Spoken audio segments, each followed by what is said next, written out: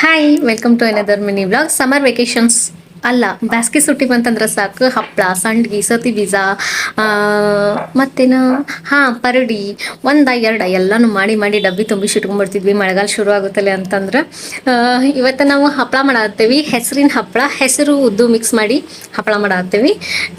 ನಮ್ಮ ಮಮ್ಮಿಗೆ ಭಾಳ ಖುಷಿ, ನಾನು ಇಂಥದ್ದೆಲ್ಲ ಮಾಡೋಕ್ಕೆ ಕೈ ಜೋಡಿಸ್ತೀನಿ ಅವರಿಗೆ.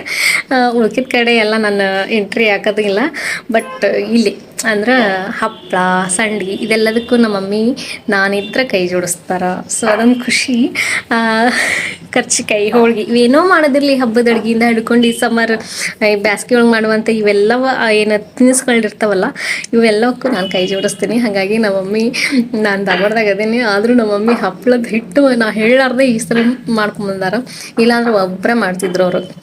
ನಾ ಹೇಳೋದು ಕುರ್ಸೋತಿರ್ಲಾರ್ದೆ ಬ್ಯಾಸ್ಗೆ ಚಾಲು ಆತ ಅನ್ನತ್ತಿಲ್ಲ ಅಂದ್ರೆ ನನ್ನ ಬಾಯಾಗ ಬರುತ್ತಿಲ್ಲ ಅಂದ್ರೆ ನಮ್ಮ ಅವ್ವರು ಆಲ್ರೆಡಿ ಮಾಡಿ ಒಬ್ಬರ ಒಣಗಿಸ್ಬಿಡ್ತಿದ್ರು. ಈಗ ಹಾಗಲ್ಲ, ಫಸ್ಟ್ ಟೈಮ್ ನಮ್ಮ ಮಮ್ಮಿ ನನಗೆ ಹೇಳಾರ್ದ ಹಿಟ್ಟೆಲ್ಲ ಒಣ ಹಿಟ್ಟು ಬೀಸ್ಕೊಂಡು ತೊಗೊಂಬಂದಾರ. ಹಿಟ್ಟು ತಂದಿನಿ ಮಾಡೋಣ ಹಪ್ಪಳ ಅಂದ್ರೆ. ಸೊ ಫುಲ್ ಖುಷಿ ಆಯ್ತು, ಯಾಕಂದ್ರೆ ಮಗಳು ಕೇಳಿಬಿಟ್ಟಾಳ, ಮತ್ತು ಆಕಿನ ಬರುತ್ತಾನೆ ಅಲ್ಲಿ ಕಾಯೇನೋ ಮಳೆ ಗಿಳಿ ಬಂದುಬಿಟ್ರು ಅಂತ ಹೇಳಿ ಒಬ್ಬರ ಕುಂತು ಲಟ್ಟಿಸ್ಬಿಡೋರು ಅವರು.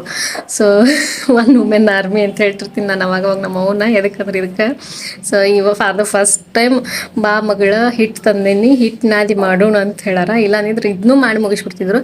ಈಗ ಆಲ್ರೆಡಿ ಸಂಡಿಗೆ ಮಾಡಿಟ್ಟಾಳ ನಮ್ಮವ್ವ.